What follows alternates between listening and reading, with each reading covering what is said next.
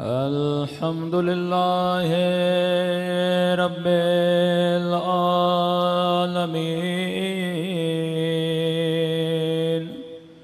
الحمد لله كما هو أهله. الصلاة والسلام على سيد المرسلين وخاتم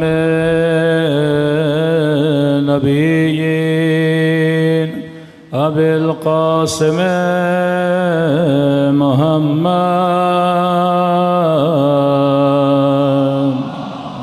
صلى الله وعلى آله الطيبين الطاهرين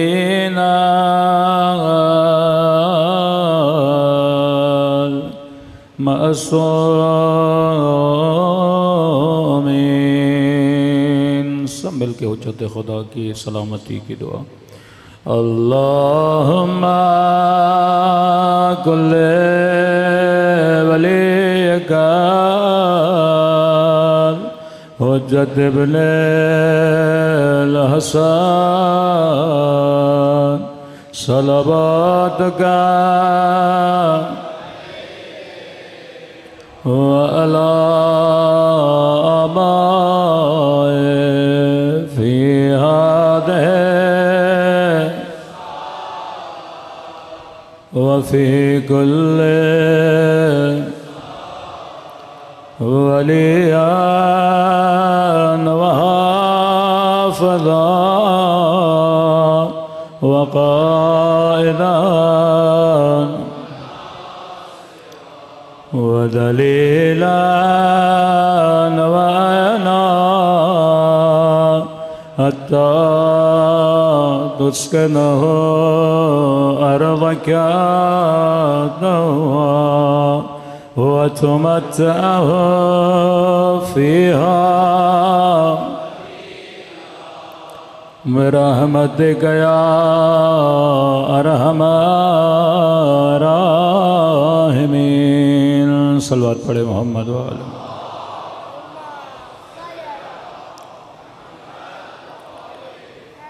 بسم اللہ الرحمن الرحیم. رب اشرح لی صدری ویسر لی امری واحلل عقدۃ من لسانی یفقہوا قولی. اما بعد فقط قال سبحانہ وتعالی اہدنا الصراط المستقیم. صلوات پڑھے محمد وآلہ محمد.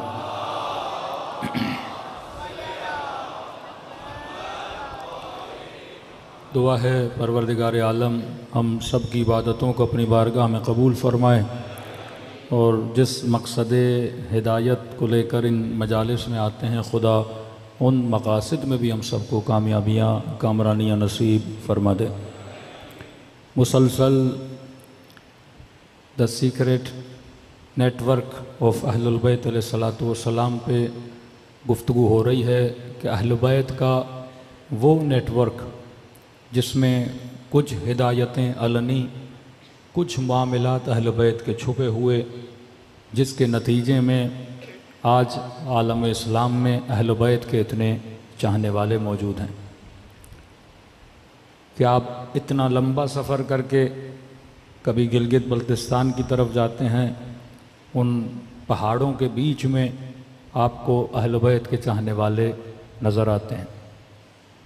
کبھی لمبا سفر کر کے سیریا سے ہوتے ہوئے آپ لبنان جاتے ہیں اور جنوب لبنان میں آپ کو اہل بیت کے چاہنے والے ملتے ہیں. یہ آذربائیجان، لبنان، عراق، یمن، مصر، یہاں تک کہ ترکی، یہاں پر اہل بیت کے چاہنے والے بسا کرتے تھے. کئی حکومتوں میں مارا گیا، ہجرتیں کرائی گئیں کہ صرف عثمانیہ حکومت میں 7 لاکھ کے قریب شیعوں کو قتل کر دیا گیا. تکلیفیں آئیں، سب کچھ ہوا، لیکن ایک شیعہ بھی اگر کسی جگہ پہ گیا اس نے اس مکتب کو بڑھاوا دیا کہ کسی گاؤں میں اگر 100 لوگ تھے، آپ نے 10 سال بعد دیکھا وہ ہزاروں میں بدل گئے۔ یعنی کبھی بھی آپ کو اپنی مجالس میں کمی نظر نہیں آئی، بلکہ آپ کو بڑھتی ہوئی نظر آئی۔ کئی لوگ اسی مجمع میں ایسے ہوں گے جو جدی پشتی شیعہ نہیں ہیں، یعنی بتائیں گے کہ ہمارے والد شیعہ ہوئے۔ کئی تو ابھی ملتے ہیں کہ مولانا ہم فلاں مسئلے کی وجہ سے، فلاں بیان کی وجہ سے کیا ہو گئے، مکتب اہل بیت میں آ گئے۔ اس نیٹ ورک کا سب سے بڑا کمال کیا ہے کہ لوگ اس کے اندر اتنی جلدی جذب کیسے ہوتے ہیں۔ مطلب آپ کسی غیر مسلم کو بٹھاؤ، 4 باتیں مکتب اہل بیت کی سناؤ، 4 باتیں کسی اور مکتب کی سناؤ، تو یہاں پہ جذابیت زیادہ نظر آتی ہے۔ اور جس چیز کو سب سے زیادہ بین کیا جاتا ہے، مثلا عزاداری، صدام کو مسئلہ تھا عزاداری سے، جہاں پہ وہابی ہیں ان کو مسئلہ ہے عزاداری سے۔ آواز کی جو پہلے سیٹنگ تھی وہ صحیح تھی، صلوات پڑھے محمد و آل محمد پر۔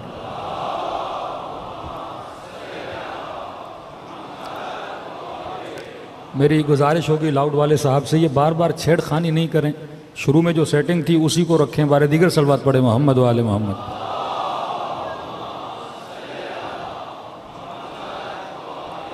محمد وجل فرجوں۔ مختلف جگہوں پہ آپ دیکھتے ہیں کہ جب ایک کیونکہ وہ تربیت اہل بیت نے ایسی کی، جناب اباذر غفاری کو نکالا گیا جناب عثمان کے زمانے میں، شامات میں بھیجا گیا، مطلب بھیجا بھی ایک ایسی جگہ گیا جہاں پہ دشمنان اہل بیت رہتے تھے، کہ مطلب یہ بندہ تبلیغ ہی نہ کر پائے۔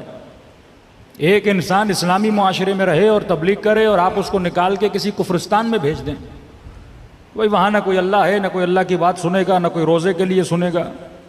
مثلا دن رات ایک بندے کو تبلیغ کا شوق ہو، آپ اسے بھیج دو مثلا کسی امریکن سوسائٹی میں، آسٹریلیا کے کسی شہر میں جہاں سارے کے سارے کرسچن رہتے ہیں، اب وہ وہاں کیا تبلیغ کرے گا حجاب کی؟ جرمنی کا ایک چرچ دکھایا کہ مولانا یہاں کا سب سے پرانا چرچ ہے، تو ہم نے کہا بھی کیا حال ہے؟ پتہ چلا وہاں چرچ کو انہوں نے پب بنا دیا ہے۔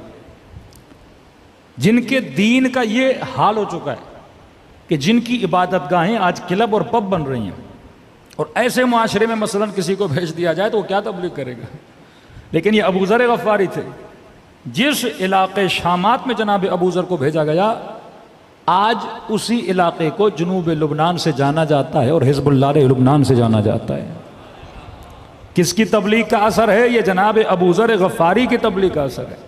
یہ وہ نیٹ ورک کی ٹریننگز تھیں اہل بیت علیہ السلام نے۔ اب ہمارے پاس کوئی بڑا جادو کی چھڑی تو نہیں ہے، سب سے بڑا ہتھیار جو خدا نے دیا ہے وہ عقل کا ہتھیار ہے، کہ اس نیٹ ورک کی جہاں سے فیڈنگ ہوتی ہے وہ کیا ہے؟ عقل اور حکمت ہے، عدالت ہے۔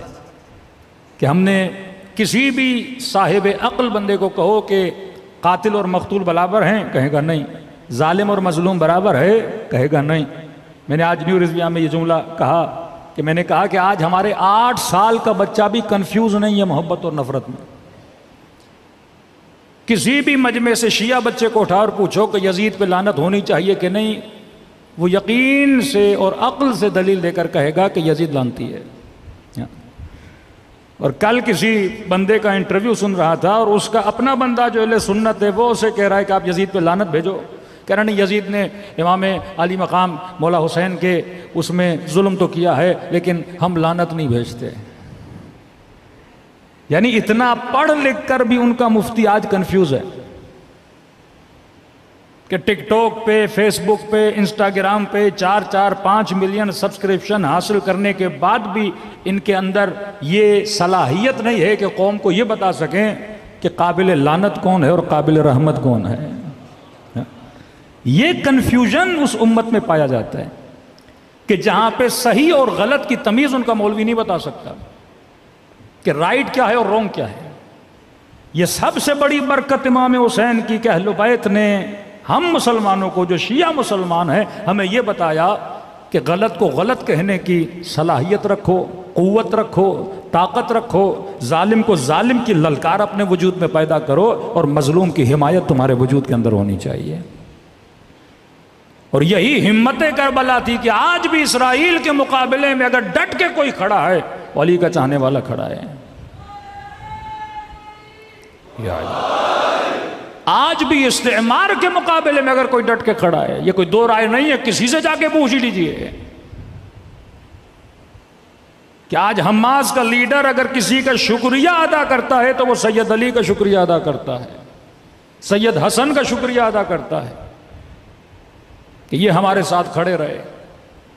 یہ حوصلہ، یہ ٹریننگ ان نسلوں کو کہاں سے ملی؟ یہ فلسفہ کربلا سے ملی. تبھی اس فلسفے میں اتنی اٹریکشن ہے، کیونکہ یہ فیڈ لیتا ہے. میں نے کل بھی کہا نوجوان اس کو گرافک سے بنا سکتے ہیں. نیٹ ورک آف اہل البیت، اس نیٹ ورک کو چلانے والے اہل البیت اور قرآن جہاں سے فیڈ لے رہا ہے وہ عقل اور حکمت. اس نیٹ ورک کا قانون امر بالمعروف نہی عن المنکر، اس نیٹ ورک کے افراد کا آپس میں رشتہ، محبت اور بغض. ان کی محبت ایک، ان کا بغض ایک. انی سلم لمن سالمکم، ہم اور اس سے محبت کریں گے جس سے حسین نے محبت کی، ہم اور اس سے نفرت کریں گے جس سے حسین نے نفرت کی. جو علی کا دشمن وہ ہمارا دشمن، جو زہرا کا دشمن وہ ہمارا دشمن، جو حسن کا دشمن وہ ہمارا دشمن، جو حسین کا دشمن وہ ہمارا دشمن. چاہے کسی بھی حسب کا ہو، کسی بھی نسب کا ہو، کوئی بھی اس کا رشتہ ہو، ہمارا جو تعلق بنتا ہے وہ محبت اور نفرت کی بنیاد پہ بنتا ہے. اور فرمایا اس نیٹ ورک کا ما حاصل کیا ہوگا کہ خدا تمہارے معاشروں میں عدالت کو قائم کروائے گا اور اس کے نتیجے میں ظہور امام زمانہ ہوگا. اس نیٹ ورک کے مقابلے میں ایک اور نیٹ ورک ہے، جیسے نیٹ ورک کے ظلم بولیں، نیٹ ورک کے طاغوت بولیں، جو بھی یہ لفظ آپ بولیں آپ بول سکتے ہیں. نیٹ ورک شیطان، نیٹ ورک رحمان. کہ جب مولا کا صحابی لشکر یزید کے مقابلے میں جاتا ہے تو یہی جملہ بولتا ہے کہ ہم شیعت علی ہیں اور شیعت علی لشکر رحمان ہے. تو شیعت ابن زیاد ہے اور ابن زیاد کا شیعہ لشکر شیطان ہے. کیونکہ اس نیٹ ورک کے اندر جو باتیں ہیں، جو اصول بنائے گئے وہ قرآن کے اصول ہیں. اللہ کہتا ہے میری ظالم پہ لعنت ہے، یہ کہتے ہیں ہم یزید پہ نہیں بھیجیں گے. اللہ کہتا ہے میری جھوٹے پہ لعنت ہے، یہ کہتے ہیں ہم نہیں بھیجیں گے. اللہ کہتا ہے من قتل نفسا بغیر نفس او فساد فی الارض فکأنما قتل الناس جميعا، جس نے ایک بندے کو قتل کیا گویا پوری کائنات کو قتل کیا. یہ کہتے نہیں ہے ہم قاتل پہ لعنت نہیں بھیجیں گے.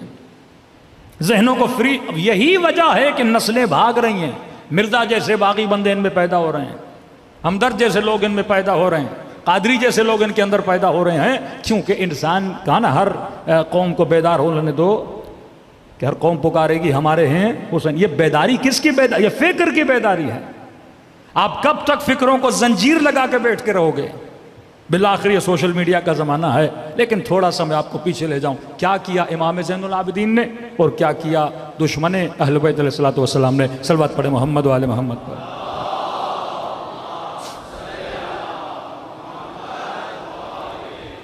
سب سے بڑا کام جو کل ہم نے عرض کیا کہ امام زین العابدین اس خفقان کے زمانے میں پہلا کام یہ کیا کہ سب سے زیادہ امام نے غلام خریدے اور بیچے، کہ جن کا عدد 50,000 کے قریب آتا ہے. ایک تو امام نے اس غلامی والے اصول کو اس معاشرے میں توڑا کہ رسول خدا کو یہ پسند نہیں تھا کہ عرب میں انسان کو خریدا اور بیچا جائے. انہوں نے مفتی بٹھائے، مولوی بٹھائے، قوانین بنائے تاکہ یہ بزنس چلتا رہے. امام نے اس بزنس کو ختم کیا. کیونکہ عمر کے زمانے کے بعد سب سے زیادہ فتوحات اسلامی ہوئی.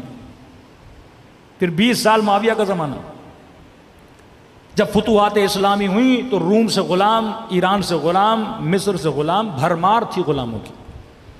کیا آپ سنتے ہیں جس نے قتل کیا خلیفہ ثانی کو وہ بھی مثلاً ایک ایرانی تھا، وہ بھی غلام تھا، کسی صحابی کا غلام تھا. اور یہ غلام جب اس معاشرے میں آتے تھے ایسا نہیں کہ ان پڑھ ہوتے تھے. خود فیروز جس نے جناب عمر پہ وار کیا یہ انجینئر تھا. یعنی جب اس معاشرے سے آتے تھے یہ پڑھے لکھے لوگ تھے، لیکن یہاں ان کو جھاڑو دلواتے تھے، یہاں ان سے کام کرواتے تھے، تو غلاموں میں ایک احساس کمتری پیدا ہوتا تھا. امام نے سب سے پہلے ان نئے آنے والے مسلمانوں کو خریدا. کہ آپ پھر دیکھتے ہیں 7ویں امام کے زمانے میں ایک بندہ اہواز سے آ رہا ہے، 11ویں امام کے زمانے میں ایک بندہ قم سے آ رہا ہے. کہ وہ ہمارے معصومین قم تک نہیں گئے، ہمارے معصومین اہواز تک نہیں گئے، لیکن ایک شیعہ اہواز سے آ رہا ہے، ایک شیعہ قم سے آ رہا ہے. دور دراز علاقوں میں، کیونکہ یہ غلام وہیں سے آئے تھے، امام خریدتے تھے، بندہ غلام تھا. آج میرا غلام ہے، میں نے فلاں کو بیچا، فلاں اس نے بیچا، ان کی پوری زندگی غلامی میں گزر جاتی تھی۔ ایک تو امام نے غلامی کے کنسیپٹ کو، اس معاشرے کی لعنت کو ختم کرنے کے لیے 50,000 کے قریب، جب غلام کہتے تھے علی ابن الحسین آپ کو غلام کی ضرورت نہیں، آپ پھر بھی خرید رہے ہو، مولا کہتے تھے میں خرید نہیں رہا، میں اس کو آزاد کرنے کے لیے اپنے پاس لا رہا ہوں۔ 1 سال سے زیادہ کسی غلام کو نہیں رکھا، 50,000 کے قریب غلام خریدے آزاد کیے۔ یہی روش امام حسن کی تھی، یہی روش امام حسین کی تھی، یہی روش امیر المومنین کی تھی، اور یہی روش رسول خدا کی تھی کہ بلال کو خریدا اور آزاد کر دیا۔ کئی ایسے غلام خریدتے تھے، آزاد کرتے۔ جناب جون غلام امام حسین ہے، امام حسین نے اسے کب کا آزاد کر دیا تھا، لیکن تربیت اہل بیت میں رہنے کے بعد یہ جانے کے لیے تیار نہیں ہوتے تھے۔ آپ بارہا سنتے ہو کہ اسی غلام نے کل واقعہ سنایا کہ دعا کی کہ پروردگارہ زندگی تب تک پسند تھی جب تک زین العابدین کے پاس تھا، لیکن اب زندگی نہیں پسند۔ اس فقیر کا آپ واقعہ سنتے ہو کہ جب کہتا ہے 3 دن گزر گئے، میرا دوست مجھے کھانے کھلانے کے لیے نہیں آیا۔ پھر امام حسن جاتے ہیں، کہتے ہیں کون سا دوست، کیا اس کا نام جانتے تھے؟ کہتا نہیں، ڈیلی آتا تھا، نام پوچھتا تھا کہ آپ کا نام کیا ہے، کہتا تھا نام جان کے کیا کرو گے، تو میرا دوست ہے، میں تیرا دوست ہوں، کھانا کھلاتا تھا، کبھی میرے سر میں درد ہوتا میرا سر دباتا تھا، گھنٹوں گھنٹوں میری باتیں سنتا تھا۔ امام حسن کی آنکھوں میں آنسو آ گئے کہ آج کے بعد وہ دوست نہیں آئے گا۔ کہنے لگا ایسی باتیں کیوں کر رہے ہو، 3 دن گزر گئے مجھے دوست کی یاد آئی ہے، کہ پتا ہے وہ دوست کون تھا، کہ کون تھا، کہ وہ میرا بابا علی ابن ابی طالب تھا۔ یہ سننا تھا۔ وہ کہتا مجھے امیر المومنین کی قبر پہ لے جاؤ، قبر پہ لے جاتے ہیں۔ امام حسن فرماتے ہیں جیسے قبر پہ گریا کر کے کہتا مولا اے کاش مجھے پتا ہوتا آپ میرے مولا ہے، میں نے کتنی گستاخی کی، آپ نے میرے سر کو دبایا، آپ نے اپنے ہاتھوں سے لقمہ کھلایا۔ کہتا ہے یہ قبر کو گلے سے لگا کے ایک مرتبہ اس کی روح وہیں پہ کیا کر جاتی ہے، پرواز کر جاتی ہے۔ یہ رشتہ اہل بیت علیہ الصلوۃ والسلام کا فقیروں کے ساتھ، یہ رشتہ غلاموں کے ساتھ، کہ جناب زید کے لشکر میں سب سے زیادہ جن لوگوں نے شرکت کی وہ امام زین العابدین کے آزاد کردہ غلاموں کی شرکت تھی۔ دوسرا سب سے بڑا کام جس کی طرف توجہ کم جاتی ہے وہ ہے امام زین العابدین کی دعائیں۔ قرآن کی آیت ہے نا، خدا یہود کے لیے کہتا ہے کہ لعنہم اللہ، خدا نے ان پہ لعنت کی، یہودیوں کو کہتا ہے۔ کیوں لعنت کی؟ کیونکہ انہوں نے اللہ کے عہد کو توڑا۔ جب بندہ کہتا ہے نا اشہد ان لا الہ الا اللہ، یہ عہد ہے، میثاق ہے پروردگار عالم کے ساتھ۔ اشہد ان محمدن رسول اللہ، یہ میثاق ہے رسول خدا کے ساتھ۔ کہا انہوں نے عہد توڑا، موسیٰ کے ساتھ جو وعدہ کیا وعدے کو توڑا۔ وعدے کے توڑنے کے نتیجے میں اللہ کہتا ہے میں نے ان پہ لعنت بھیجی۔ لعنت بھیجنے کے نتیجے میں اللہ کہتا ہے ان کے دل قسی ہو گئے۔ وہ معاشرہ جس نے رسول کے ساتھ کیا ہو وعدہ توڑ دیا، وہ چاہے غدیر کا وعدہ ہو، وہ چاہے مودت اہل بیت کا وعدہ ہو، نتیجہ وہی ہے۔ اللہ کی سنت بدلتی نہیں۔ اگر موسیٰ سے کیا ہوا وعدہ امت توڑے گی تو خدا لعنت بھی کر رہا ہے، خدا ان کے دلوں کو قسی بھی بنا رہا ہے۔ پتھر ختم اللہ علی قلوبہم، دلوں پہ مہر لگ جاتی ہے۔ ایک وعدہ محمد سے کیا، اب ہم کہیں خلافت علی کا وعدہ، مسلمان کہیں دوستی کا وعدہ، چلو دوستی مان لو۔ ایک وعدہ مودت کا کیا کہ یا رسول اللہ ہم آپ کی آل سے محبت کریں گے، لیکن امت اس وعدے کو توڑتی ہے، نبی کی بیٹی کو تکلیف دیتی ہے، حسن کے جنازے پہ تیر چلاتی ہے، حسین کے گلے کو سرزمین کربلا پہ کاٹتی ہے۔ نتیجہ کیا؟ لعنت تو آئی ان کے اوپر، لیکن نتیجتاً دل کیا ہو گئے؟ قسی ہو گئے۔ دل جب نرم ہوتے ہیں تب جا کے ہدایت ملتی ہے۔ اب امام زین العابدین ایک ایسے معاشرے میں قاسیۃ القلوب، ایک ایسا معاشرہ ہے جو قسی القلب معاشرہ ہے۔ اس معاشرے کو زین العابدین ہدایت کیسے دیں؟ کربلا کے میدان میں تبلیغ کرنے والا کوئی عام مولوی نہیں، حسین بن علی ہیں۔ کتنے خطبے امام حسین نے کربلا میں، لیکن اثر نہیں ہو رہا ان کے دلوں پہ، کیونکہ وعدہ توڑا ہوا ہے، دل قسی ہو چکے ہیں۔ امام زین العابدین اس معاشرے کی اصلاح کیسے؟ غلاموں کو لا کے اصلاح کر رہے ہیں، کیونکہ یہ غلام ہے، قاسیت القلوب نہیں ہے، نیا مسلمان ہے، اسے اسلام کا نہیں پتا۔ اس کی ہدایت تو امام کے لیے آسان ہے، کیونکہ دل نرم ہے، زین العابدین کی باتوں کا اس کے دل پہ اثر ہوگا۔ لیکن اہل مدینہ جن کو حسین پکارتے رہے، بلاتے رہے، امام حسین کی مدد کے لیے نہیں گئے۔ اہل مکہ امام حسین کے لیے مدد کے لیے نہیں گئے۔ فرزند رسول حل من ناصرین کی آواز دیتے رہے، مدد کے لیے نہیں گئے۔ دل قسی۔ اب دل نرم کیسے ہوگا؟ دل نرم ہوتا ہے توبہ سے، دل نرم ہوتا ہے آنسوؤں سے۔ یہ ذکر حسین کیوں ضروری ہے، غم حسین کیوں ضروری ہے؟ کہ امام حسین نہیں چاہتے ان کے شیعوں کے دل سخت ہو جائیں، تبھی اتنی روایتیں ہیں رو رلاؤ۔ مجھے دنیا کا ایک مکتب دکھاؤ جن کے پاس اتنے آنسو ہیں جتنے حسینیوں کے پاس ہیں۔ یہ دنیا کی واحد قوم ہے جو رونے میں بھی خوش ہوتی ہے، مس کرتی ہے کہ امام حسین پہ میں نے رونا ہے، اس رونے میں اس کو لذت و سکون ملتا ہے۔ ساری قوموں کے پاس علم ہے، قلم ہے، جہاد ہے، توبہ کے آنسو ہیں، لیکن کسی قوم کے پاس غم حسین کا آنسو نہیں ہے۔ یہ صرف خدا نے آپ کو دیا ہے تاکہ ہمارے دل کیا نہ ہو جائیں، قسی نہ ہو جائیں۔ اتنی دعائیں پڑھی تاکہ ان کے دلوں کو کیا کیا جائے، نرم۔ یہ ٹریننگ دے رہے ہیں امام زین العابدین۔ کبھی بازار میں جاتے ہیں، مجمع میں، تاکہ لوگ روئیں، ان کے دل نرم ہوں۔ یہ روئیں گے نہیں تو ان کو ہدایت کیسے ملے گی؟ اے کسائی بتا، تو نے حیوان کو ذبح کرنے سے پہلے پانی پلایا تھا؟ کیوں ضرورت ہے سوال کرنے کی مولا؟ اور بیچ بازار میں جا کے سوال کر رہے ہیں۔ کوئی دوسرا امام آپ کو نظر آتا ہے کہ وضو کرتے ہوئے روئے، کسی جوان کی شادی میں جائے روئے، کسی چھوٹی بچی کو دیکھے روئے، بازار میں جائے کسی حیوان کو ذبح ہوتے ہوئے دیکھے روئے، کسائی گوشت بے رہا ہے گوشت کو دیکھ کے روئیں؟ کوئی امام نہیں ملتا، کیونکہ امام کا زمانہ قاسیت القلوب کا زمانہ ہے، دل قسی ہو چکے ہیں شہادت حسین کے بعد۔ یہ لوگ سن رہے ہیں، سمعت بذالک فرضیت بہ، انہوں نے سنا اور قتل حسین پہ راضی ہو گئے۔ جس طرح آج کا معاشرہ بے حس معاشرہ کہ اسے یہ فکر نہیں کہ یزید لعنتی ہے کہ نہیں، اس پہ لعنت بھیجنی کہ نہیں، یہ قاسیت القلوب ہیں۔ تبھی وہ لوگ جو یزید پہ لعنت نہیں بھیجتے، خدا نے شکلوں پر بھی پھٹکار ڈالی ہوئی ہے ایسے لوگوں کے۔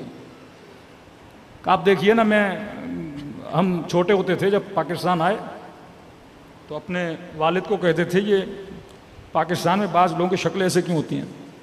اب میں اس شعبے کا نام نہیں لوں گا، کہیں برا نہ لگ جائے بعض لوگوں کو۔ میں نے کہا ان کی شکل دیکھتے بندے کو خوف لگتا ہے، کھڑا ہماری حفاظت کے لیے لیکن لگتا ہے کوئی ڈاکو کھڑا ہے۔ تو کہا اتنی رشوت لیتے ہیں، اتنی رشوت لیتے ہیں، اتنی رشوت لیتے ہیں، خدا شکلوں پہ پھٹکار ڈال دیتا ہے، شکلوں پہ نحوست آ جاتی ہے۔ جو یزید پہ لعنت نہ بھیج سکے، کسائی سے پوچھ رہے ہیں بتا تو نے پانی پلایا کہ نہیں؟ وہ کہتا جی مولا میں نے پلایا۔ کہ بتا تو نے کسی اور حیوان کے سامنے ذبح تو نہیں کیا؟ کہتا نہیں مولا مجھے پتا ہے حیوان کو حیوان کے سامنے ذبح نہیں کیا جاتا۔ بتا جب تم نے چھری چلائی تھی چھری کو تیز کیا تھا کہ نہیں؟ جی مولا مجھے پتا ہے چھری کو تیز کیا جاتا ہے۔ پھر وہیں بیٹھ کے رونے لگتے ہیں، میرے بابا کے گلے پہ چھری چلی، تیز نہیں کیا۔ ہاں تو نے حیوان کو پانی پلایا، انہوں نے میرے اصغر کو پانی نہیں پلایا۔ تو نے بکرے کو بکرے کے سامنے ذبح نہیں کیا، انہوں نے بھائی کو بہن کے سامنے ذبح کیا، تاکہ دل نرم ہو جائیں، یہ لوگ روئیں۔ وَبْكُوا كَثِيرًا وَاضْحَكُوا قَلِيلًا، اللہ کہتا ہے زیادہ رویا کرو کم ہنسا کرو۔ دوسرا، انہوں نے آل محمد کو اپنی صلواتوں سے کاٹ دیا تھا، کہ میں نے کل عرض کیا کہ صلح امام حسن اور شہادت امام حسین میں 20 سال کا فاصلہ ہے۔ 20 سال میں کس کی حکومت تھی؟ امیر شام کی حکومت تھی۔ جن لوگوں کو کوفے میں رکھا گیا تھا وہ لوگ تھے جو امیر المومنین کے محب نہیں تھے۔ عمرو عاص کا بیٹا، خالد کا بیٹا، مغیرہ، زیاد ابن ابی، یہ وہ لوگ ہیں جو معصومین سے زیادہ محبت نہیں کرتے تھے، اور امیر المومنین کے جو محب تھے یا ان کو نکالا گیا یا ان کو مارا گیا، کہ محرم کے 2 دن پہلے جناب میثم تمار کو شہید کر دیا جاتا ہے، بس پتہ لگے یہ علی کا چاہنے والا ہے، قتل کر دیا جاتا تھا۔ اب 20 سال کا اتنا لمبا عرصہ، ظاہر ہے اس عوام پر اتنے اثرات اس معاشرے کے پڑے تھے، تو محمد اور آل محمد آتا تو سب سمجھ جاتے نا، آل کو نکال دیا انہوں نے۔ کسی آپ دعائے کمیل پڑھتے ہیں، صلوات اس میں نادر و شادر آخر میں، دعائے عرفہ پڑھتے ہیں، صلوات نادر و شادر ہے، بہت کم ہے، لیکن آپ مولا زین العابدین کی جتنی دعائیں اٹھائیں ہر دوسری لائن میں ایک صلوات ہیں۔ کیوں؟ تاکہ اس معاشرے کو محمد کے ساتھ آل محمد سننے کی عادت ہو جائے، تاکہ معاشرے کو پتہ چلے کہ آل محمد کی قیمت، آل محمد کا وقار، آل محمد کی عزت کتنی ہے۔ شہادت امام حسین نے کہ جب بنو عباس نے بنو امیہ کو گرانے کے لیے جو نعرہ بلند کیا تھا وہ بھی یہ تھا یا لسارات الحسین، کہ ہم امام حسین، ہم رشتہ دار ہیں رسول خدا کے، ہم چچازاد ہیں اہل بیت علیہ الصلوۃ والسلام کے۔ مامون جب امام رضا سے ملتا ہے تو رشتہ داری کرتا ہے۔ خلفاء میں جس خلیفے نے سب سے زیادہ اظہار محبت کیا لوگوں کو دھوکہ دینے کے لیے مامون تھا، یہاں تک کہ ماحول ایسا بن گیا کہ وہ مدینے سے امام رضا کو اٹھا کے لاتا ہے، اپنا ولی عہد بناتا ہے۔ مطلب جب میں مر جاؤں تو خلیفہ کون ہے؟ امام رضا ہے، صرف لوگوں کو دھوکہ دینے کے لیے۔ کبھی امام رضا خراسان نہیں گئے، لیکن نیٹ ورک کتنا مضبوط ہے کہ ہزاروں کی تعداد میں لوگ صرف فرزند رسول کی ایک حدیث کو لکھنے کے لیے ہزاروں کی تعداد میں مجمع آتا ہے۔ اس قدر عزت و احترام عوام کے اندر آ گیا، حکومت ان کی، پیسہ ان کا، مال ان کا، لیکن یہ تربیت اہل بیت علیہ الصلوۃ والسلام کا اثر تھا کہ لوگوں کے دلوں میں اہل بیت کی محبت پھیل گئی۔ یہ وہی دعائیں جن دعاؤں میں اثر اتنا تھا کہ زہاد کو اپنی طرف کھینچا، عباد کو اپنی طرف کھینچا۔ یہ دعائیں لوگ اپنی نماز شبوں میں پڑھا کرتے تھے، اور امام کا لقب ہی پڑھا زین العابدین، سید الساجدین۔ کبھی سوچا ایک وہ حسین ہے کربلا میں جس سے یہ کہا جا رہا ہے کہ یہ اس کا بیٹا ہے جو نماز نہیں پڑھتا۔ کبھی یہ کہا جا رہا ہے کہ حسین آپ نماز کیوں پڑھ رہی؟ یاد باللہ، شامی کہتے رہے یہ تو دین سے خارج ہو چکے ہیں، اور پھر ان کا بیٹا ہے جس کا لقب ہی پڑ جاتا ہے زین العابدین، سید الساجدین۔ لقب کو دیکھا کرو، کس زمانے میں لقب پڑا اور کیوں پڑا؟ مطلب اس زمانے میں اس لقب کی ضرورت تھی تاکہ امام زین العابدین کے بعد کوئی یہ نہ کہہ سکے کہ اہل بیت علیہ الصلوۃ والسلام عبادت نہیں کرتے تھے یا نماز نہیں پڑھتے تھے۔ اب تصور تقوی آتا تھا تو امام المتقین یاد آتا تھا، مومن کا نام آتا تھا تو امیر المومنین نام آتا تھا، سجدے کا تصور آتا تھا تو سید الساجدین یاد آتا تھا، عبادت کا تصور آتا تھا تو زین العابدین یاد آتا تھا، کسی سچائی کا تصور آتا تھا تو صادق آل محمد امام جعفر صادق یاد آتا تھا۔ صلوات پڑھے محمد و آل محمد۔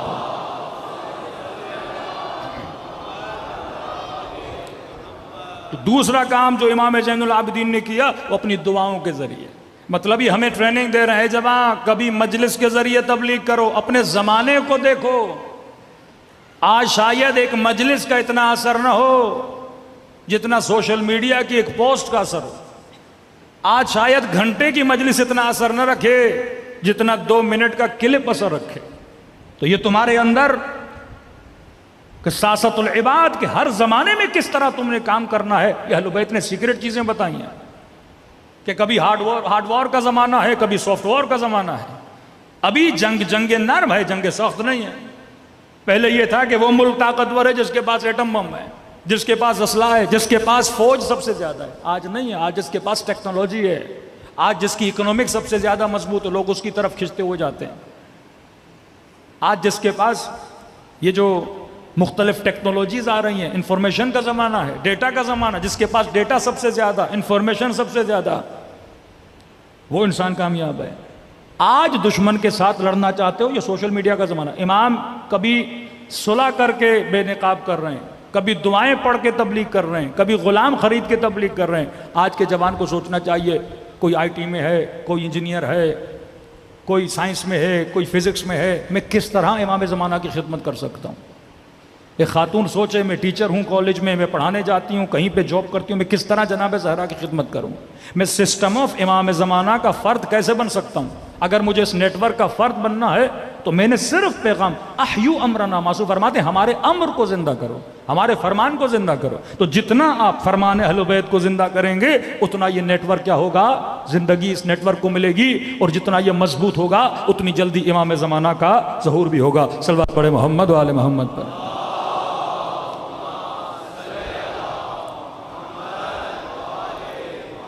اب تھوڑی دیر کے لیے آپ شام کے ماحول کو سمجھیے، پھر آپ کو پتا چلے گا کہ اہل بیت کا مقابلہ اور سامنا کن لوگوں کے ساتھ ہے۔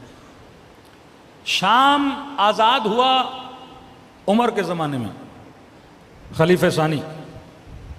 شام کا سب سے پہلا والی یزید ابن ابی سفیان، معاویہ کا بھائی۔ اس کے بعد خلیفہ بنا معاویہ ابن ابی سفیان، اس کے بعد خلیفہ بنے یزید، یزید کے بعد پھر معاویہ۔ مطلب شامیوں نے علی نہیں دیکھا، شامیوں نے رسول نہیں دیکھا، آپ سمجھو آپ ایک نئے ملک کو فتح کرتے ہو، اور جب سے ملک فتح ہوا ان کے حکمران بنو امیہ تھے.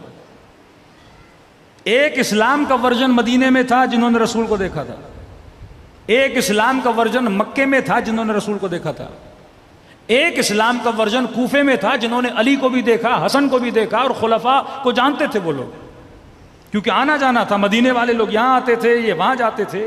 اس شہر کو آباد غالباً سعد بن ابی وقاص کس نے آباد کیا؟ یہ شہر کوفہ رسول خدا کے زمانے میں نہیں تھا، رسول کے بعد یہ شہر آباد ہوا، اور اتنی کثرت سے آباد ہوا کہ اس میں بڑی بڑی آبادی آئی. اب شام کے لوگ وہ ہیں جنہوں نے رسول دیکھا نہیں، جنہوں نے علی دیکھا نہیں، جو علی کو جانتے نہیں. اب شامیوں کو جو بنی امیہ نے بتایا وہی علی تھا ان کے ذہن میں.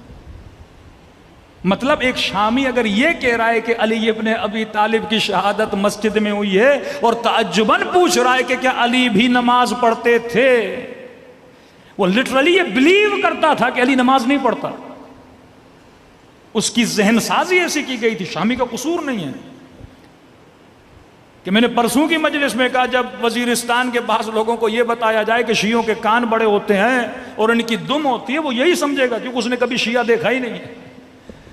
تبھی علماء کہتے ہیں جلوس نکال تاکہ یہ دیکھیں کہ دمیں بھی نہیں ہیں، تاکہ یہ دیکھ سکیں کہ شیعہ کیسا ہوتا ہے. کہ مولانا ایک گاؤں ہے، 2 گھر شیعوں کے ہیں، کیا ضرورت ہے جلوس نکالنے کی؟ 50 گھر غیر شیعوں کے ہیں. یہ جلوس مارکیٹنگ ہے آپ کی، کہ جو اپنے بچے کو حسین کا نام نہیں سنانا چاہتا، ہم روڈ پہ نکل کے اس کے بچے کو حسین کا نام بھی سنائیں اور یہ بھی بتائیں کہ یزید کون تھا.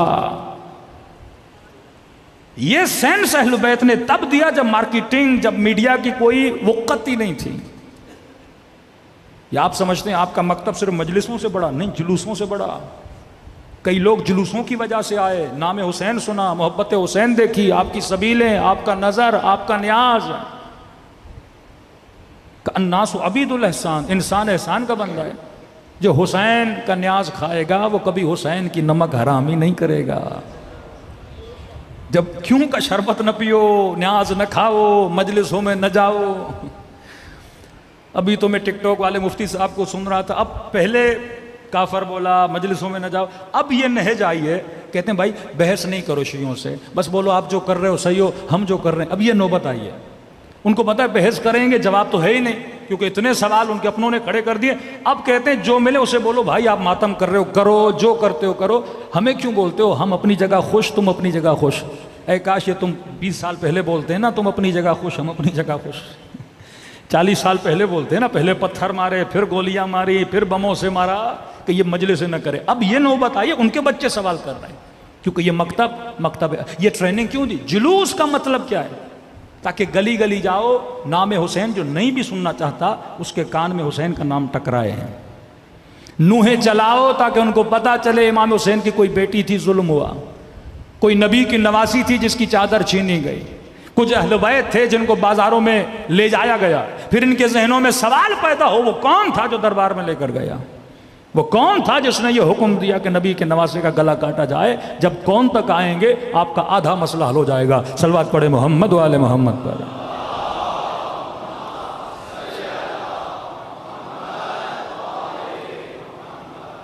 years 20 سال کا زمانہ، جس 20 سال میں امیر المومنین کے چاہنے والوں کو قتل بھی کیا گیا، جس 20 سالوں میں آل رسول کے لیے تبلیغ بھی کی گئی. اب جو مضبوط ترین حاکم بنو امیہ میں معاویہ کے بعد اگر کوئی حاکم آیا ہے وہ عبد الملک مروان ہے، جو مقتدر ترین حاکم گزرا ہے. اگر خلفائے اسلامی میں دیکھیں سب سے طاقتور حاکم، یہ بہت تیز تھا، یہ بہت ہوشیار تھا. اب جو جعل حدیث کا ٹاپک ہے اس پہ میں کل آؤں گا، کیونکہ تقریباً 8-9 حدیثیں میں نے پڑھنی ہے تاکہ آپ کو پتہ لگے کہ کس طرح اسلامی معاشرے کو تباہ و برباد کر دی. آج بھی وہ حدیثیں ان کی کتابوں میں موجود ہیں.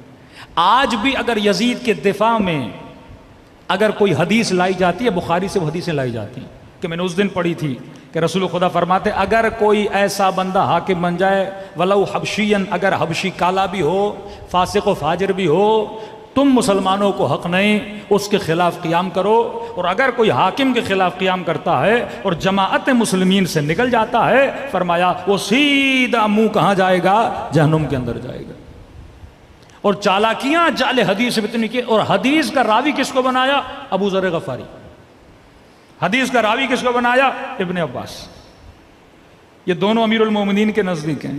اب وہ ابو ذر غفاری جو جناب عثمان کا سخت ترین مخالف تھا، جس کی وجہ سے جناب ابو ذر غفاری کو نکالا گیا اور تبعید کی گئی، اور یہ حدیث کس سے لاتے ہیں؟ ابو ذر غفاری سے، کہ کچھ مسلمان گئے ربضہ میں جناب ابو ذر غفاری سے ملنے گئے اور کہا ابو ذر غفاری ہم چاہتے ہیں کہ آپ قیام کریں، ہم آپ کے ساتھ چلیں۔ ابو ذر غفاری نے کہا نہیں، میرے رسول نے فرمایا ہے حاکم کیسا بھی ہو، کچھ بھی ہو، اس کے خلاف قیام نہیں کرنا، اور ہم جماعت مسلمین سے نکل گئے تو کہاں چلے جائیں گے؟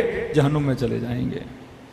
حالانکہ وہ بندہ جو خود مخالف رہ چکا ہے اور وہ کہہ رہا ہے کہ قیام نہیں کرنا۔ کبھی ابن عباس سے جوڑتے ہیں، کبھی ابو ذر غفاری سے، یعنی بھرمار ہے مسلم اور بخاری میں ایسی حدیثوں کی کہ جو صراحتاً قرآن کی آیتوں کی مخالفت میں ہیں، کہ خدا کہتا ہے یرثھا عبادی الصالحین، میں زمین کا ورثہ کن کو دیتا ہوں؟ اپنے صالح بندوں کو دیتا ہوں۔ لیکن یہ کیا کہہ رہے ہیں کہ کوئی فاسق بھی ہو، کوئی فاجر بھی ہو، کوئی شرابی بھی ہو، کوئی زانی بھی ہو، وہ بھی حاکم بن جائے۔ اور یہاں تک حدیث لائی کہ جب یہ مسلمان مر جائے گا، اللہ ایسے کہے گا، یہ کل سارے متون آپ کے سامنے پڑھوں گا، اللہ ایسے کہے گا کہ یہ بتا تم نے گناہ کیوں کیا؟ تو کہیں گے پروردگارا تو نے کہا کہ میرے انبیاء کی اطاعت کرو، ہم نے کی، تو نے کہا میرے رسول کی اطاعت کرو، ہم نے کی، اور آپ کے نبی نے کہا کہ حاکم فاسق بھی ہو، فاجر بھی ہو، اس کی اطاعت کرنی ہے۔ تو پروردگارا ہم نے گناہ تو کیے، اب وہ گناہ ہماری گردن پر نہیں ہے، گناہ حاکم کے گردن پر ہیں۔ تو کہتے ہیں اللہ اس وقت کہے گا اچھا چلو یہ بات صحیح ہے، ان کو جنت میں لے جاؤ۔ مطلب اللہ کو بھی پتہ نہیں ہوگا، یہ اللہ کو سمجھائیں گے کہ آپ کے نبی نے یہ کہا ہے، اور اللہ ان کو کہے گا کہ آپ جنت میں چلے جاؤ۔ مطلب امت نے حاکم کے کہنے پر جتنے گناہ کیے، امت بری و ذمہ ہے۔ جس طرح آج کل مسیحی کہتے ہیں حضرت عیسیٰ سولی پہ چڑھ گئے، اور جتنے ہم گناہ کریں گے عیسیٰ وہ سزا جو ہے ساری بھگت کے گئے ہیں، اور ہم سارے حضرت عیسیٰ کی وجہ سے کہاں جائیں گے؟ جنت میں چلے جائیں گے۔ تبھی امت میں یہ احساس ہی پیدا نہیں ہوا کہ ہم نے خلیفے کے خلاف اٹھنا ہے، یا ہم نے بادشاہ کے خلاف اٹھنا ہے، یا ہم نے کبھی ٹوکنا بھی ہے، یا ہم نے کبھی مخالفت بھی کرنی ہے، یا ہم نے کبھی اس کے فسق و فجور پہ بات کرنی ہے۔ پھر کہتے ہیں ان حدیثوں کی روشنی میں حسین ابن علی کو قیام نہیں کرنا چاہیے تھا۔ جب اصحاب رسول مدینے میں خاموش تھے، پھر ہم سوال کر سکتے ہیں نا واقعہ ہررا کیوں ہوا؟ مولا حسین شہید ہو گئے، پھر رسول کا صحابی شام جاتا ہے، یزید کی حرکتوں کو دیکھتا ہے، پھر شام سے واپس مدینے آتا ہے، پھر مدینے والوں کو کہتا ہے کہ جو حسین کہہ رہے تھے وہ صحیح تھا۔ پھر یہاں پہ امام زین العابدین ان کا پھر ساتھ نہیں دیتے۔ پھر جو واقع حرہ میں ہوا، کعبۃ اللہ کی توہین ہوئی، مسجد نبوی میں گھوڑے کھڑے کر دیے گئے، 3 دن مدینے کو حلال قرار دیا گیا۔ اس وقت بھی کردار امام زین العابدین کہ آل مروان کو اس وقت اگر پناہ لینی پڑی تو امام زین العابدین کے گھر میں لینی پڑی۔ صلوات پڑھے محمد و آل محمد۔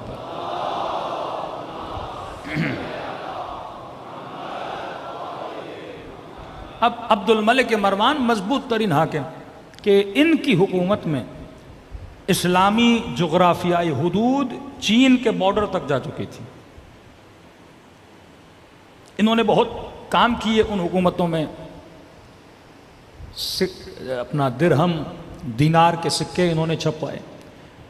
یہ اصطلاح مسلم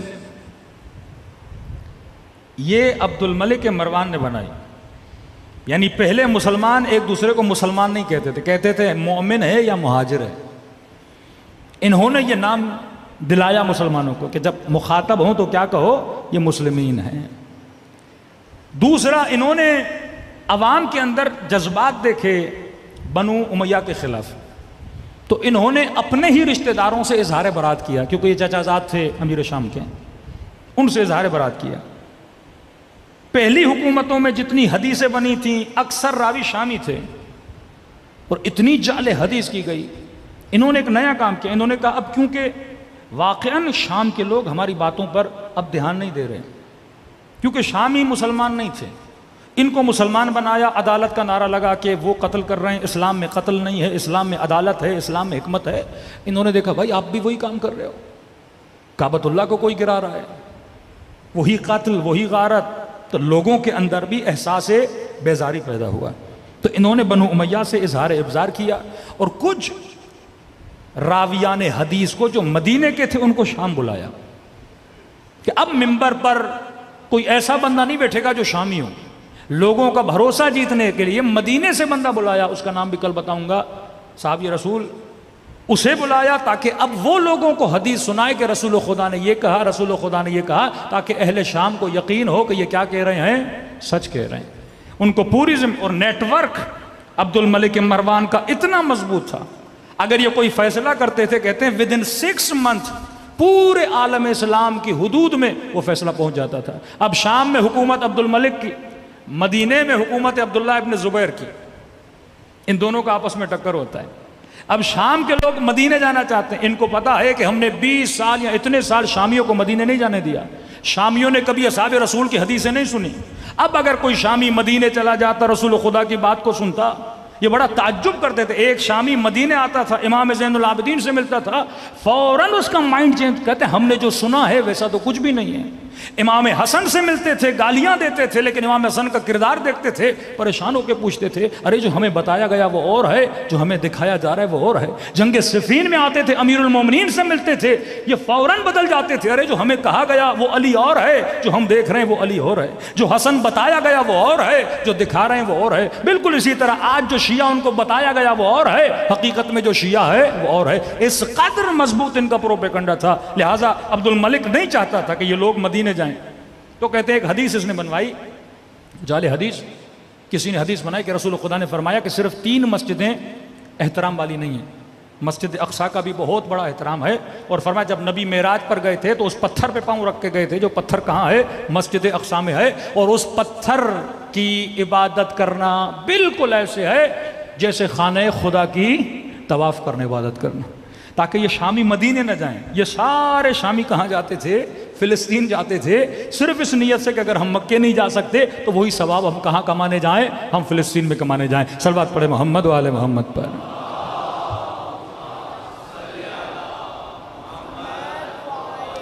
صرف ایک مثال دو، یہ زمانہ تھا اشاعرہ کا اور دوران جبریہ، آپ کے 5ویں اور 6ٹھے امام نے کتنا کام کیا۔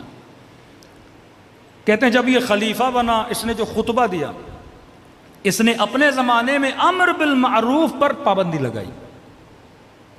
پہلا خطبہ دیا کہ اے لوگو، تم دوسروں کو تقوی کی دعوت دیتے ہو اور تمہارے اندر خود تقوی نہیں ہے، تو لہٰذا تمہیں کسی اور کو تقوی کی دعوت دینے کی ضرورت بھی نہیں ہے۔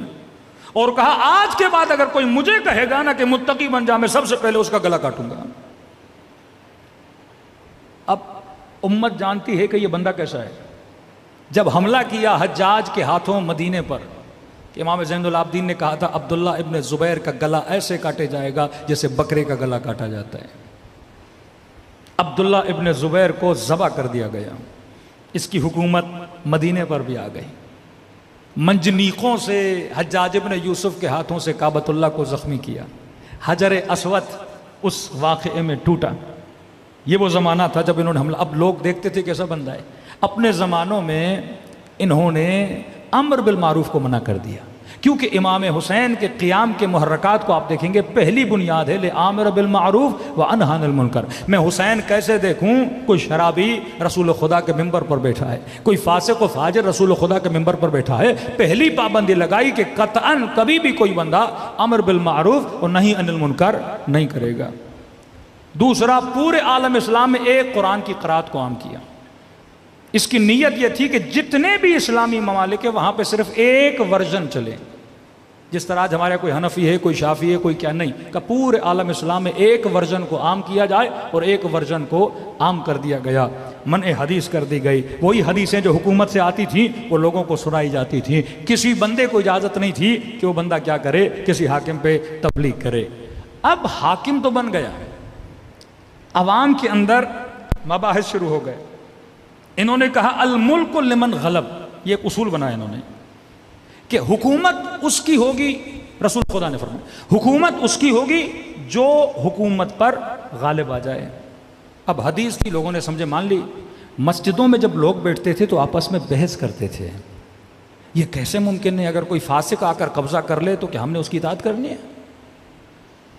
تو پھر انہوں نے دلیلیں دینا شروع کر دی۔ دلیل کیا کی؟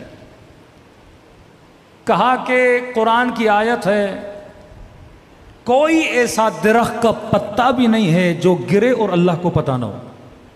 ایسا ہے کہ نہیں؟ سب نے کہا ہے۔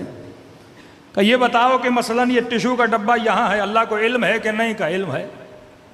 کہ جب خدا کو علم ہے مطلب خدا روک نہیں رہا، اور خدا روک نہیں رہا تو مطلب یہ کام کس کی مرضی سے ہو رہا ہے؟ اللہ کی مرضی سے ہو رہا ہے۔ ہم کون ہوتے ہیں اللہ کی مرضی کے بیچ میں آنے والے؟ اگر عبد الملک آج بادشاہ ہے، اللہ کو پتا تھا کہ نہیں؟ کا پتا تھا۔ اللہ کو پتا تھا مطلب اللہ راضی ہے کہ نہیں؟ کہ اللہ راضی ہے۔ کہ جب اللہ راضی ہے ہم کون ہوتے ہیں قیام کرنے والے؟ اللہ خود روک لیتا۔ یہ فرقہ اشاعرہ کہ کائنات میں جو کچھ بھی ہو رہا ہے ہم مجبور ہیں، یہ واقعاً ان کے مفتی آج یہی دلیلیں دیتے ہیں۔ کیا خدا چاہتا تو یزید کو روکتا؟ اللہ نے نہیں روکا۔ اللہ چاہتا حسین کو بچاتا؟ اللہ نے نہیں بچایا۔ لہٰذا اللہ راضی تھا، ہم کون ہوتے اللہ کی رضایت میں آنے والے؟ وہی جملہ کہ اللہ کی مرضی کسی نیک کو چاہے جہنم میں بھیج دے، وہ کسی بدکار کو چاہے جنت میں بھیج دے۔ ہم کچھ بھی نہیں ہوتے اللہ کے سامنے بات کرنے والے، اور ملک اس کا ہے جو غالب آ گیا۔ یہ سوچ کیوں بنی؟ کیونکہ برادران اہل سنت کے پاس خلیفے بنانے کا کوئی میکنزم نہیں ہے۔ پہلا خلیفہ بنا جناب ابو بکر، سقیفہ میں جھگڑا ہوا، جناب سعد زخمی ہوئے، کچھ بجھ بھی کر کے انہوں نے خلیفہ بنایا، ایک امت کا حصہ بنا۔ کچھ لوگ مخالف بھی تھے، جس میں جنگ چلی، جنگیں جن کو جناب مالک ابن نویرہ جن کو مرتد بولا گیا، کچھ ایسے تھے جو ارتداد میں چلے کہ خلیفے کی مخالفت کریں۔ اب آپ کہتے ہو پاکستان میں وزیر اعظم کیسے بنے؟ ایک میکنزم ہے کہ ایم پی ایم این اے ہوں گے اور وہ ووٹ دیں گے، اور جو پارٹی اکثریت میں آئے گی وزیر بنائے گی۔ اب یہ ہے کہ امت کے پاس خلیفے بنانے کا میکنزم کیا ہے؟ شیعوں کے پاس تو ہے کہ خلیفہ کہاں سے تعین ہوتا ہے؟ اللہ کی طرف سے ہوتا ہے۔ پہلے خلیفے کو سقیفہ میں بنایا امت نے، سمجھو کچھ امت کے اکابر جمع ہوئے، پہلے خلیفے بن گئے۔ اب دوسرے خلیفے بھی اسی میکنزم میں بنتے، لیکن نہیں، دوسرے خلیفے کو پہلے نے بنایا۔ یعنی جناب عمر کو کس نے چنا؟ جناب ابابکر نے۔ میکنزم چینج ہو گیا، دوسرا میکنزم پچھلا خلیفہ اگلے خلیفے کو بنائے گا۔ تیسرے خلیفے کو پھر پچھلے نے نہیں بنایا، انہوں نے شورا بنا دی، 6 لوگوں کی شورا بنائی کا یہ چنیں گے کہ امت کا خلیفہ کون ہوگا۔ چوتھے خلیفے امیر المومنین، میکنزم ٹوٹل چینج ہو گیا، ڈیموکریسی آ گئی، امت کی اکثریت امیر المومنین کے دروازے پہ آ گئی، تو علی آپ کو خلیفہ بننا ہے۔ 5ویں خلیفے معاویہ ابن ابی سفیان، وہ تلوار کے زور پہ خلیفہ بنے، مطلب نہ امت بیچ میں، نہ پچھلے نے اوکے بولا، نہ ڈیموکریسی آئی، 5 ایسے بنے۔ اب 6 7 پہ چلے جائیں ان کا معاملہ، مطلب امت کے پاس کوئی میکنزم تھا ہی نہیں، تو انہوں نے کہا ہم کوئی میکنزم تو دینا۔ میکنزم کیا بنایا؟ الملک لمن غلب، حکومت اسی کی ہوگی جو غلبہ کر لے۔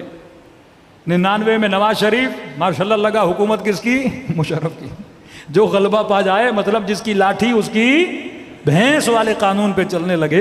لیکن اہل بیت نے کہا اس طرح قانون نہیں چلتا، حکومت الہی نمائندے کا انتخاب کون کرتا ہے؟ پروردگار عالم کرتا ہے۔ اب اس حاکم نے خود کو بچانے کے لیے جعلی حدیثیں بنائیں، حاکم فاسق بھی ہو، حاکم فاجر بھی ہو، امت کو حق نہیں قیام کرنے کے لیے۔ میں آپ کو ایک لیٹر انٹرنیٹ پہ موجود ہے، اچانک سعودی عرب میں سیکولرزم بڑھ رہا ہے۔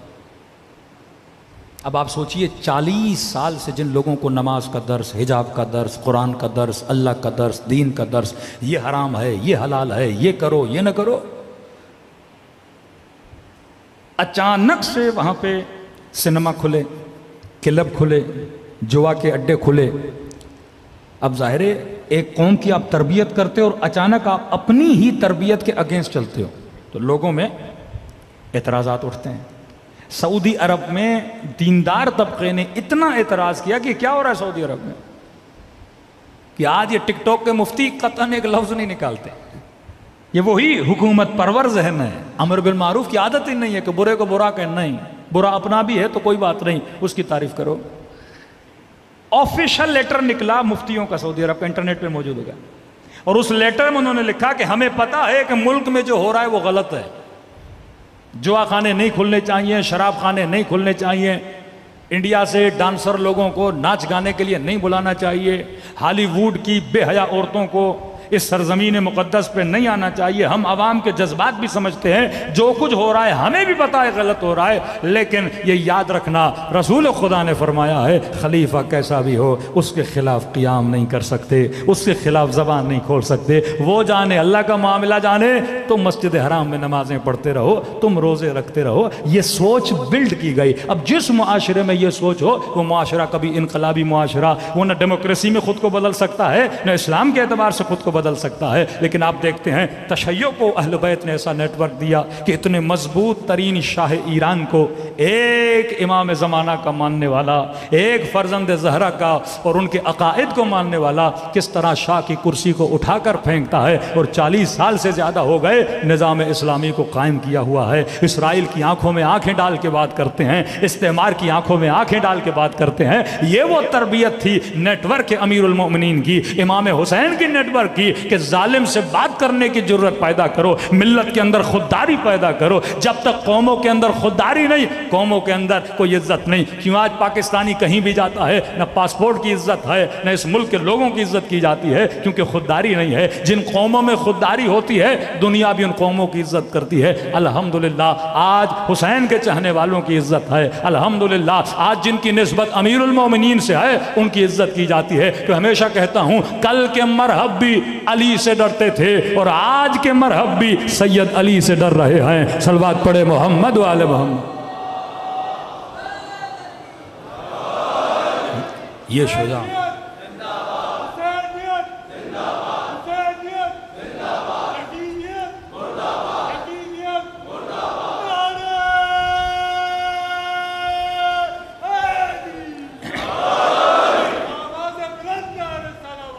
اللہم صلی اللہ علیہ وسلم۔ استعمار اور استعماری طاقتیں کبھی نہیں چاہتے ہیں کہ مسلمانوں کے ذہنوں میں حریت والا مائنڈ سیٹ پیدا ہو، خودداری والا مائنڈ سیٹ۔ شاہ فیصل مارے گئے، بھٹو مارے گئے، جو بھی انسان استعمار کے سامنے کھڑا ہونا چاہتا ہے وہ چاہے کسی بھی فرقے سے ہو اسے مار دیا جاتا ہے، کیونکہ یہ فکر اہل بیت ہے۔ ابھی یہ فکر الحمدللہ پیدا ہو رہی ہے۔ آج کسی پڑھے لکھے مسلمان کو یہ حدیثیں دکھاؤ گے نا کہ ظالم فاسق پتہ نہیں کیا کیا آ جائے، اس کے خلاف مطلب بات بھی نہ کرو اس کے خلاف۔ میں بعض اوقات ایک میرے کسی سفر میں مسلمان بھائی میرے ساتھ تھے، تو انہوں نے کہا آپ اہل بیت کو معصوم مانتے ہیں؟ میں نے کہا بندہ خدا کی قسم ہمارے یہاں 14 معصوم ہیں۔ میں نے کہا آپ نے 1 لاکھ کو معصوم بنا دیا ہے۔ ہمارے یہاں کتنے معصوم ہیں؟ 14۔ عدالت صحابہ کا کانسیپٹ کیا ہے؟ رسول کے 1 لاکھ صحابی تھے، کہ 1 لاکھ کے 1 لاکھ معصوم۔ میں نے کہا ہمارے یہاں معصوم وہ ہو جس کو خدا نے یہ طاقت دی ہے کہ وہ گناہ نہیں کرتا، وہ معصوم۔ لیکن آپ کے ہاں یہ ہے کہ گناہ کرے بھی تب بھی معصوم ہے۔ یعنی کہ تو کمال کی تعریف ہے۔ ایک مصر کے عالم کہتے واقعاً ہمارا عقیدہ شیعوں سے 2 قدم آگے۔ وہ تو کہتے ہیں علی بن ابی طالب معصوم ہے، مطلب علی گناہ نہیں کرتے۔ حسن ابن علی معصوم ہے، حسن گناہ نہیں کرتے۔ کہتے کوئی گناہ ہو تو ہمیں دکھاؤ۔ معصوم کا مطلب ہے اس کو اللہ نے صلاحیت دی ہے، گناہ کرتے ہی نہیں ہے۔ لیکن ہم نے کیا کیا کہ اگر گناہ کرے بھی تب بھی کہا وہ جنت جائے گا، ہمیں سوال کی بھی اجازت نہیں ہے۔ یہ ہے ذہنوں کو قفل لگانے والی بات۔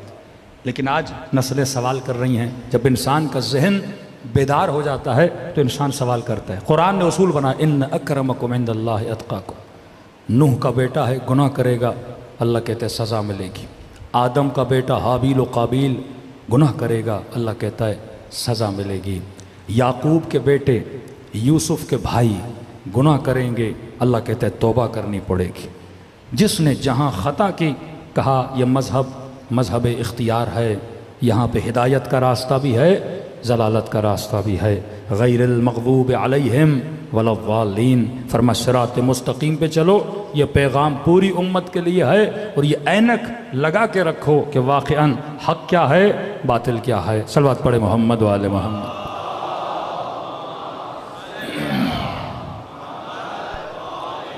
محمد وعجل فرجہم۔ تو مضبوط ترین نیٹ ورک اہل البیت علیہ السلام، عقلانی ترین نیٹ ورک آپ کو دیا، ایک میکنزم دیا، کسی کو چننا ہے۔ ہمارے ہاں امام کے لیے بھی شرط عدالت، علم، عصمت۔ ہمارے ہاں مجتہد کے لیے بھی شرط عدالت، صیانت نفس اور علم۔ ہمارے ہاں حاکم کے لیے بھی شرط عدالت، علم، سائن للنفس۔ امام زمانہ فرماتے ہیں سائن للنفس، مطلب معصوم نہیں ہے لیکن اختیاری طور پر یہ خود کو معصوم بنا سکتا ہے، صیانت نفس کہتے ہیں۔ ایک جوان گناہ نہ کرنا چاہے اپنے وجود کو روک سکتا ہے۔ آغا قاضی جیسے آیت اللہ العظمیٰ کشمیری کو آغا محسن الحکیم کہتے تھے کہ اے کشمیری اتنی کرامتیں نہ دکھاؤ کہ لوگ کہیں بہت بڑا دعویٰ نہ آپ کے لیے کر دیں۔ آغا کشمیری کہتے تھے میں مجبور ہو جاتا ہوں کرامت دکھانے پر، 100 بار دلیلیں دیتا ہوں کہ اہل بیت کے پاس علم غیب تھا، لیکن اگلا بندہ ماننے کے لیے تیار نہیں ہوتا۔ پھر آغا کشمیری کہتے تھے میں تمہیں بتاؤں کل تو کہاں پہ کیا کرنے گیا تھا، جب مجھے تیرے عیبوں کا پتہ ہے کہ کل تو نے کیا کیا، یہ علم مجھے ہے، تو علی ابن ابی طالب کو کتنا علم ہوگا، رسول خدا کو کتنا علم ہوگا۔ عزیزان محترم، آنسو اس لیے بہائے جاتے ہیں تاکہ انسان کا دل نرم ہو جائے۔ میں فلسطین کے یتیم بچوں کے لاشیں دیکھوں نہ روں۔ ایک فلسطین کا باپ ہے، اس کا کلپ بڑا وائرل ہو رہا ہے۔ ہمت ہے اس باپ کی کہ ایک طرف اس کا چھوٹا بیٹا، ایک طرف اس کی چھوٹی بیٹی، خود ہی اپنے ہاتھوں سے ان کے ماتھوں سے خون صاف کرتا ہے، کفن میں لپیٹ کے۔ اس بندے کی آنکھ میں نے آنسو نہیں دیکھا۔ یہ ہے ہمت الہی، یہ ہے صبر الہی۔ اور پوری امت تماشائی ہو، 30-33 ہزار لوگ، ابھی تو 37 ہزار تک پہنچ چکے ہیں، اسکولوں پہ بم، ہاسپٹلوں پہ بم، لیکن امت تماشائی دیکھ رہی ہے۔ کیوں؟ کیونکہ جو امت امام حسین کے خلاف جو ظلم ہوا اس کے خلاف آواز نہ اٹھا سکے، وہ کسی بھی مظلوم کے خلاف آواز اٹھانے کی صلاحیت نہیں پیدا کر سکتی۔ فرمایا آوازوں کے اٹھنے کے لیے ضروری ہے کہ انسان کے دل نرم ہو جائیں۔ تبھی کہا جتنا رو سکتے ہو زیادہ رو۔ اے جوان، شب جمعہ آئے آدھا گھنٹہ گریہ کرو۔ جمعے کا دن آئے دعائے ندبہ، ندبہ کا مطلب گریہ، ندبہ امام زمانہ کو یاد کر کے آنسو بہا کرو۔ این الطالب بدم المقتول بکربلا، کہاں ہے حسین کے خون کا بدلہ لینے والا، کہاں ہے جناب سیدہ پہ ظلم کا بدلہ لینے والا۔ فرمایا آنکھیں جتنی نم ہوں گی دل انسان کا اتنا نرم ہوتا ہے۔ تبھی فرمایا یا غیاث المستغیثین، اے فریاد کرنے والوں کی آواز پہ لبیک کہنے والے، کہ معصوم فرماتے ہیں خدا کو گنہگار کا رونا ملائکوں کی تسبیح سے زیادہ پسند ہے۔ آئیے دلوں کو کربلا کی طرف روانہ کریں، سلام کریں ان شہداء پر جنہوں نے اپنی جانوں کو ہماری اصلاح کے لیے، امت کی اصلاح کے لیے قربان کیا۔ السلام علی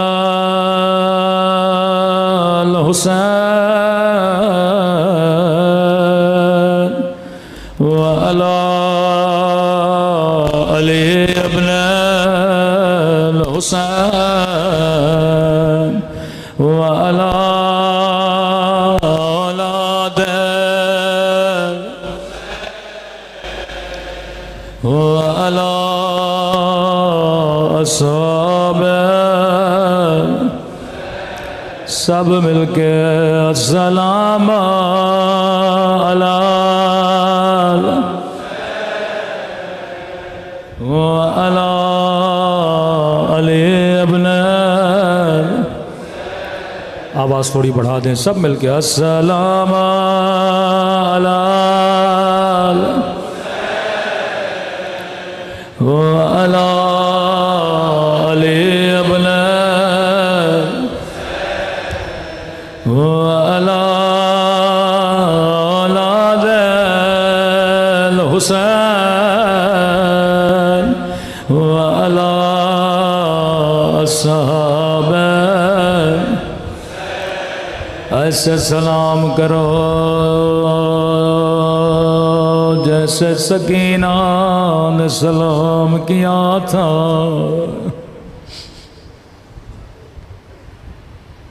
فرمایا شیعو جب جب ٹھنڈا پانی پیو میری سکینہ کو یاد کیا کرو، ایک ایک گھونٹ کے لیے میری بچی کو تماچے مارے گئے۔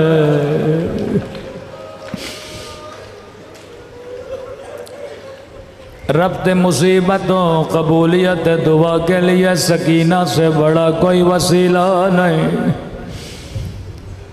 سیدہ فرماتی ہیں شام کے شہر میں آنے سے پہلے ایک مقام تھا حلب، فرماتی ہیں قافلے کو روکا گیا، 40 گھوڑے سوار تھے۔ جب قافلہ رکا شدید گرمی،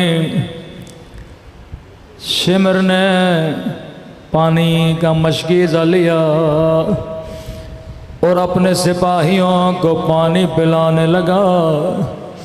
بی بی فرماتی ہیں سکینہ زین العابدین کی گود میں تھی،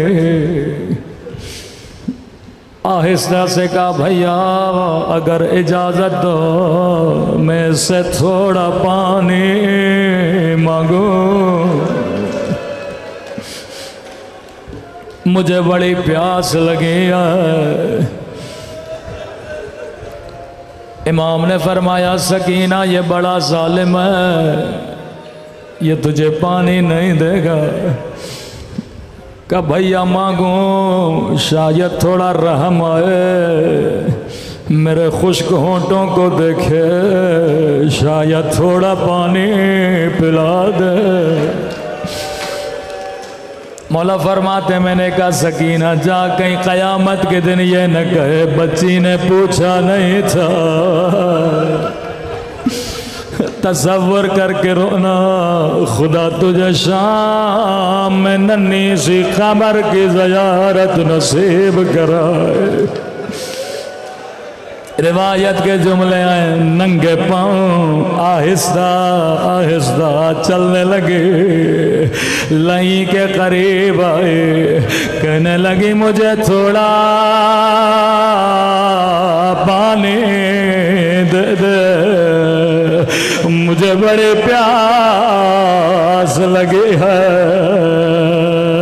خدا کی قسم اگر کہتا سکینہ پانی نہیں دوں گا بچی دوبارہ پانی نہیں مانگتی، لیکن راوی کہتا ہے لئی نے کوئی جواب نہیں دیا، یہ سپاہیوں کو پانی پلاتا رہا، بچی اس کے پیچھے پیچھے چلتی رہے، شاید اس کے بعد پانی دے گا۔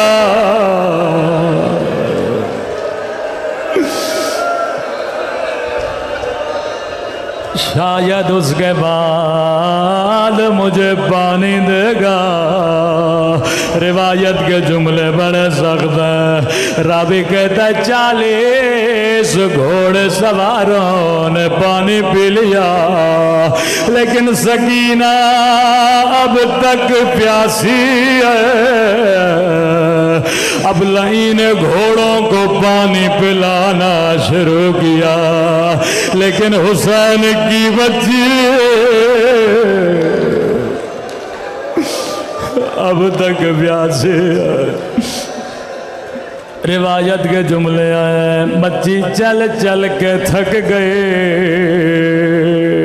بچی زمین پہ بیٹھ گئے، چل تو سپاہیوں کو پلا دے، گھوڑوں کو پلا دے۔ اس کے بعد مجھے تھوڑا پانی دینا۔ اب روایت کے جملے بڑے سخت ہیں۔ راوی کہتا ہے بچی زمین پہ بیٹھی تھی، یہاں شمر پانی کا مشک لے کے سکینہ کی طرف بڑھا۔ بچی نے اپنے ہاتھوں سے چلو بلایا کہ مجھے تھوڑا پانی دے دے۔ روایت کے جملے بڑے سخت ہیں۔ لئی نے پانی سارا زمین پہ پھینک دیا، سکینہ نے خود کو زمین پہ گرایا۔ او میرا غریب الوطن بابا، او میرے پیاسے بابا،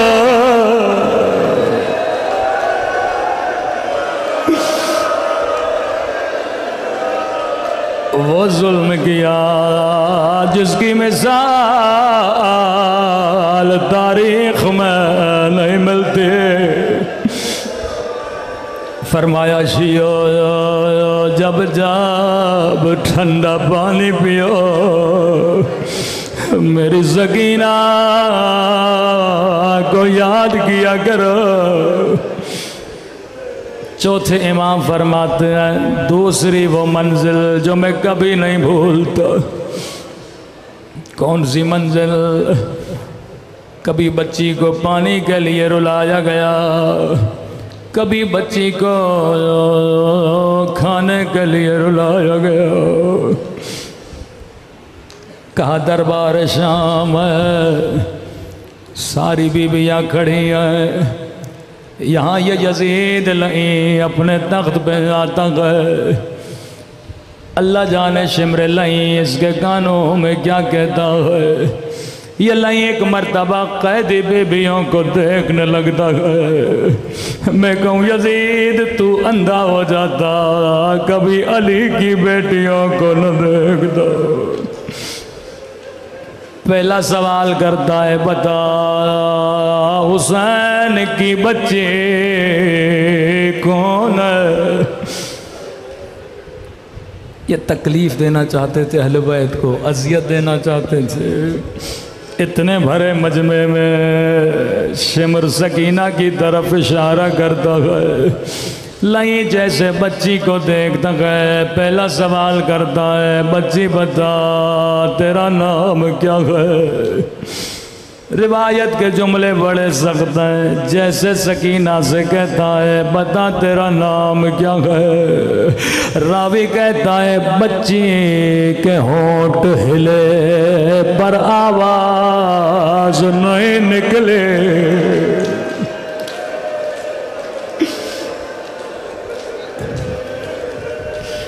40 سال ایسے میرے مولا خون نہیں روئے۔ دوبارہ پوچھا میں تجھ سے پوچھ رہا ہوں بتا تیرا نام کیا ہے؟ راوی کہتا ہے پھر بچی کے ہونٹ ہلے پر آواز نہیں نکلی۔ تیسری مرتبہ غصے میں کہتا ہے مجھے جواب کیوں نہیں دیتے؟ یا امام زین العابدین کی آواز آتی ہے او لئی بچی بتا تو رہی ہے لیکن گردن کی رسی بڑی تنگ ہے، بچی کی آواز کیسے نکلے؟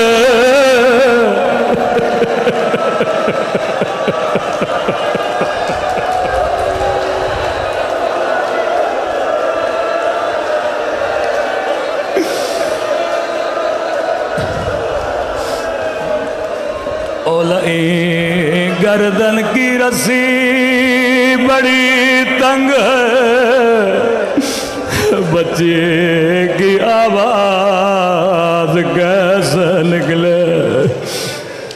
لئی نے حکم دیا رسی کھولی جائے۔ جیسے رسی کھلی بچی سے پوچھا دھیمی سی آواز میں کہا میرے بابا مجھے پیار سے سکینہ بلایا کرتے تھے۔ लई ने देखा बच्ची के होंठ खुश्क है, चेहरे पे नीले दाग है। कहता है सकीना तेरे चेहरे से लगता है तूने कई दिनों से कुछ खाया नहीं है। कहता है सकीना कई दिनों से कुछ नहीं खाया, बता जब तुझे भूख लगती थी तेरा बाबा तुझे क्या खिलाता था। ये नहीं जानता था बच्ची बाबा से बड़ा प्यार करती है। बड़े प्यार से सकीना बताती है जब मुझे भूख लगती थी मेरा बाबा मुझे घुटने पे बिठाता था, अपने हाथों से खजूरें खिलाता था।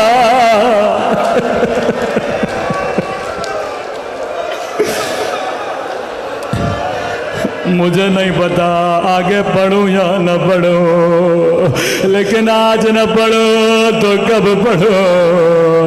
इमाम ज़ैनुल आबिदीन फरमाते हैं ऐ ज़ाकिर मेरे शियों को बता ताकि पता चले कैसे कैसे मज़ालिम हुए। नहीं कहता है इधर आ मैं तुझे खजूरें दूंगा। इमाम ज़ैनुल आबिदीन को देखा कि सकीना चली जा कहीं ये न कहे हमने पूछा था पर बच्ची ने बताया नहीं था।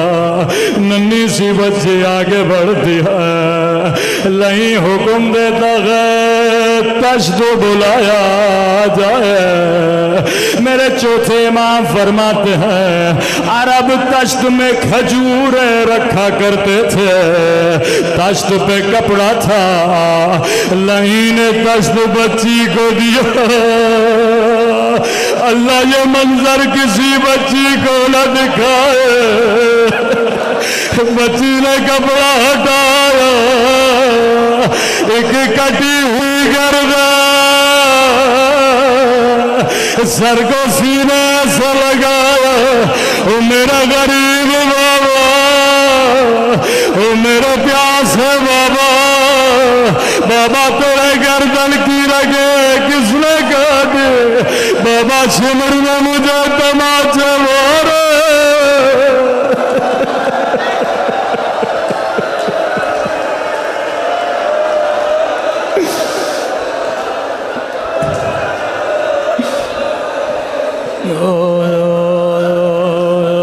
मेरे 3 दिन के प्यास बाबा, ऐ खुदा तुझे सकीना की यतीमी का वास्ता हमारे मौला इमाम ज़माना का दौर फरमा दे।